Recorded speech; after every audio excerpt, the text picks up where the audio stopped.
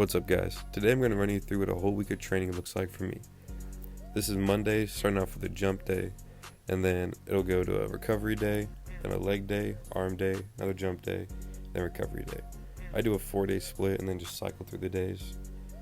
So starting off this warm-up with straight leg extensions with a light weight, like 25 pounds, and then straight into a straight leg iso hold. I'm holding this for 10 seconds, and then I'm doing everything twice.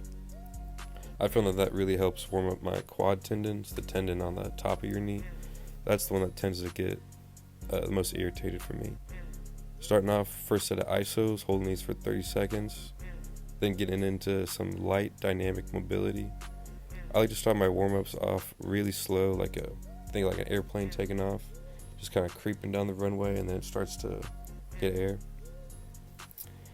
Typically, I'd start this even slower and start with some dynamic stretching, but I was kind of crunched for time, and I wasn't really planning on going full out, so I didn't think I really needed it. I feel like some people, they either overestimate a warm-up or underestimate a warm-up. And my philosophy on it is you should never underestimate a warm-up. Like 9 times out of 10, warming up will put you in a better spot than not warming up. But also, warming up isn't going to drastically increase your current ability. I'd say the things that would be sleep, the amount of sleep you get, and the food that you eat. Those will have a greater impact on how you feel and how you're moving. Finish the first set of the warm-up, going into the second set of second set of lunge isos, and then into some more poppy movements in the warm-up. Another thing I have a problem with is like morning routines that people on YouTube advertise that will change your life with this 5-minute morning routine. Water break, remember to drink water. And like, they actually won't change your life. I think the current mobility that you have is from however you moved when you were a child. Like a lot of jumpers' ability, they're able to jump so well because they jumped so well growing up and jumped so often. That has a greater impact than being consistent in touching your toes for 30 seconds every morning. Then finished off the warm-up with the last set of isos. And into the workout, we're doing box jumps, starting off with vertical jumps, and then progressing to approach jumps when I can't do vertical anymore. I'm going to do 2 reps at each height and then go up.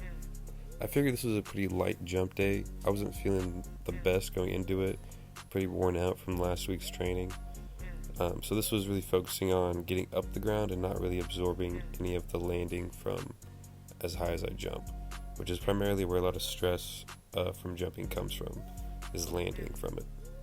Box jumping itself won't increase your vertical, 42-inch box right here, but it is a good tool to use to help increase your vertical. For somebody brand spanking new, box jumping, yeah, it'll help increase their vertical, but so will like 40 billion other things.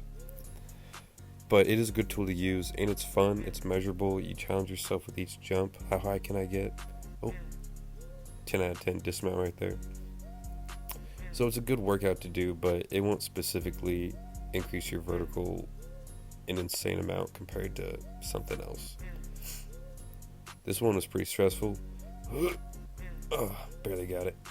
I don't know what my highest vert box jump is, but this was up there.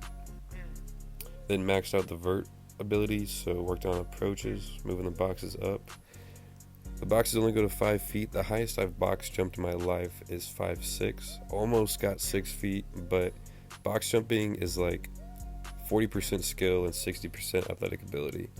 So the skill is in tucking the knees at the top, but yeah, that finishes up the first jump day of this workout. Bam! Look at that stud right there. Dismount. Next up is leg day. I didn't record Tuesday's recovery session, but it was mainly mobility and light isos. Starting off this leg day, we're doing squats into a max iso pin press, doing 8 squats into a 10-second press at the top. I highly recommend this exercise to anybody. It felt great and it kept my knees feeling good too, but it's pretty tough. That's what I'm saying. Next, into some single leg extensions, 15 reps each leg, really trying to burn out the rectus femoris and VMO. Prime jumping muscles right here, but also if they're underdeveloped, it can lead to knee pain, which was my case for a while. Then it's some standing calf raises. Developing your calves, don't sleep on them because they are prime jumping muscle. Especially having strong feet too, which is why I'm barefoot in a lot of these workouts. Also, shout out the shorts, slunks, and then, shout out the socks, pizza socks. Always repping something cool. Then finishing off with some sled. Don't sleep on the sled. The sled is a phenomenal tool to help preserve your knees while increasing your vertical. It puts your knees and your whole body in that same athletic position like a squat or a jump, except it's not invasive compared to those things. There's risk of injury with jumping and squatting, but not with sledding. Thursday is arm day. Technically upper body day, but the arms are prime mover in this case. Starting off with bench press. Bench press, oddly enough, can help increase your vertical. Bench pressing or doing any upper body movement helps increase your growth hormone, which helps develop muscles all over your body. Kind of a hack, really. I mean, it's a win-win. You're developing the money makers and increasing your vert. I like to do movement-specific workouts for arm day. So here, I'm a volleyball player, so I use my tricep a lot. Doing overhead tricep extensions into a tricep hold. This was killer. And no, your eyes are not fooling you. Those are indeed 40s that I am curling with relative ease. And then finishing off with pull-ups. Just maxing out as many as I can for 2 sets. And yeah, that's arm day. And that leads us into everybody's favorite day, jump day. I actually had enough time to go through a dynamic stretch and mobility routine, so this is typically what I do for a full warm-up, starting off with rolling out. There's not a lot of info that shows that rolling out improves athletic performance, but I'm a strong believer in the placebo effect, that if something feels good, then it helps you perform better. Just take stretching for example. There's no info on stretching that shows that it improves athletic performance. If Tyreek Hill was to touch his toes for 30 seconds, it would not increase his 40-yard sprint time.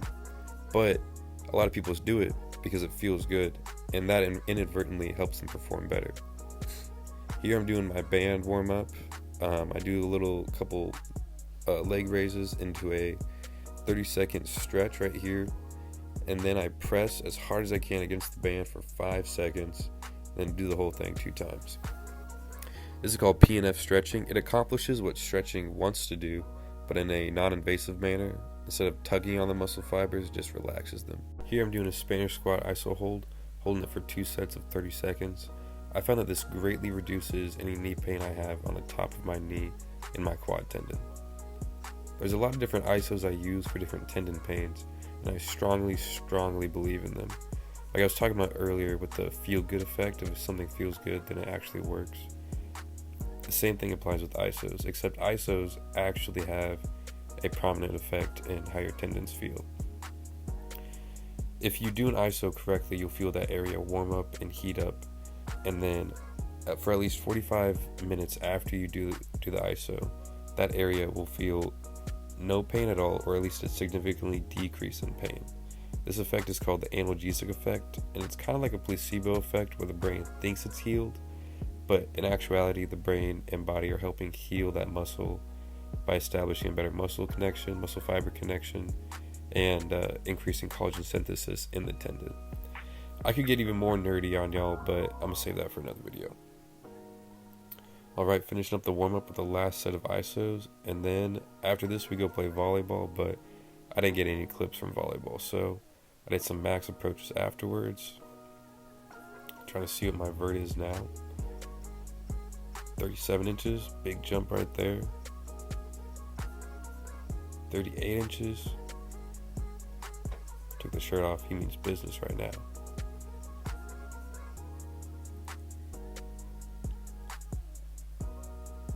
Barely 39 inches. And that was this week's training, guys. I'll catch you in the next video. Thanks for watching.